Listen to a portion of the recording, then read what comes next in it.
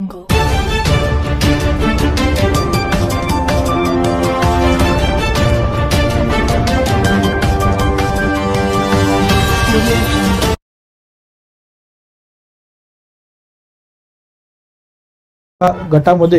आज विविध कामांचं लोकार्पण भूमिपूजन आज संपन्न होत आहे आणि त्याची सुरुवात त्याचा प्रारंभ हा आपल्या हाणेगाव नगरीतनं या ठिकाणी होत आहे। आज हाणेगावमध्ये जवळपास 1 कोटीचा मुख्य रस्ता जो बस स्टँड पासून ते ग्रामपंचायत पर्यंत जाणारा हा जो रस्ता आहे या रस्त्याचं भूमिपूजन या ठिकाणी होणार आहे। या प्रसंगी उपस्थित या नगरीचे नूतनच अध्यक्ष देगलूर तालुक्याचे झालेले आमचे मोठे बंधू तुल्य या भागाचे भाग्यविधाते लाडकं नेतृत्व ॲडव्होकेट प्रीतमजी देशमुख साहेब, तसंच त्यांच्यासह उपस्थित आपल्या या परिसरातील ज्येष्ठ नेतृत्व शांतारामजी पाटील पळणिटकर साहेब, तसेच या नगरीचे सरपंच प्रतिनिधी शंकररावजी राठोड साहेब,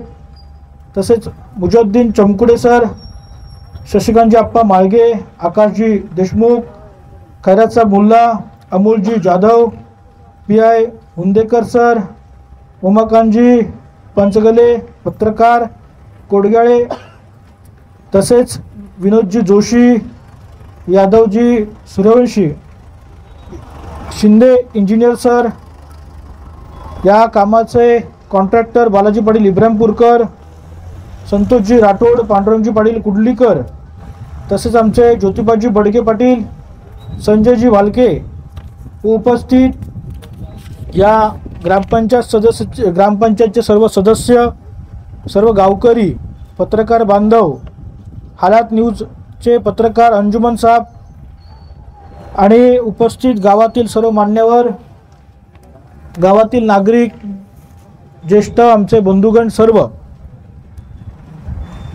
सर्वप्रथम मी आपल्याला या ठिकाणी सांगू इच्छितो की आपण मागच्या विधानसभेच्या निवडणुकीमध्ये आपण जो मला भरघोस असा मतांचा आशीर्वाद देऊन हाणेगाव सर्कल आणि हाणेगावमधून जे निवडून दिलं त्याबद्दल मी हाणेगाव वासियांचे हात जोडून नतमस्तक होऊन सर्वांचे आभार या ठिकाणी व्यक्त करतो।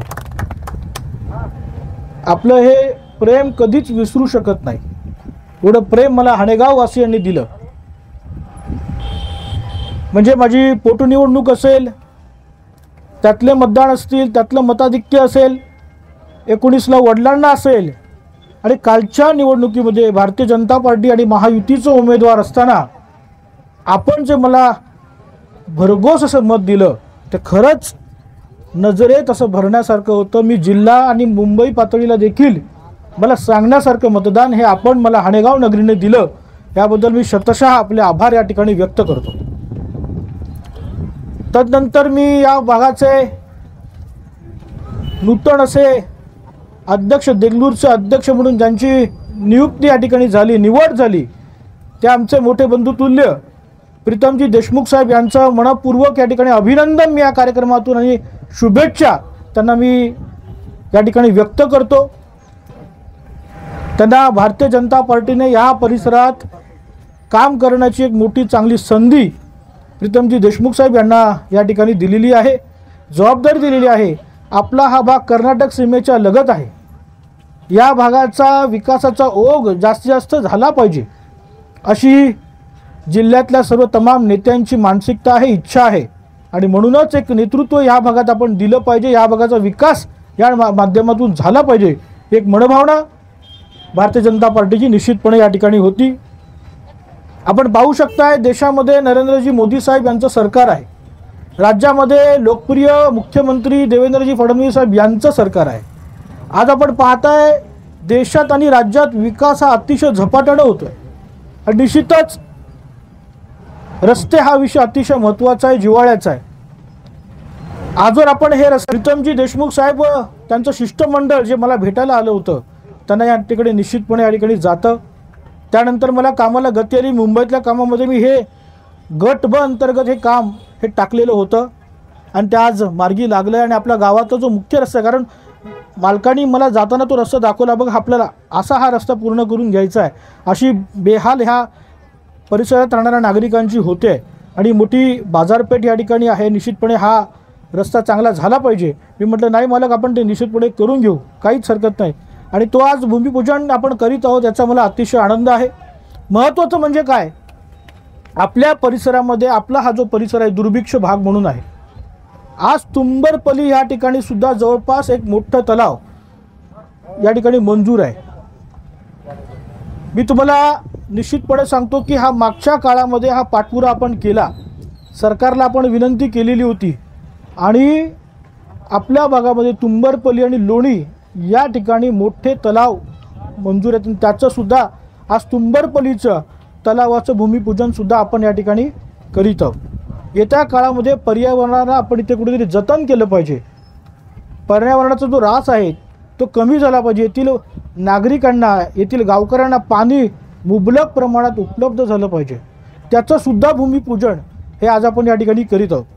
आपण पाहिलं असेल, मागच्या काळामध्ये महाराष्ट्राचे माजी मुख्यमंत्री सन्माननीय अशोकरावजी चव्हाण साहेब यांचा या ठिकाणी दौरा झाला होता. त्यांनी त्यांच्या काळामध्ये या ठिकाणी मेन सीसी रोड या ठिकाणी मंजूर केला होता.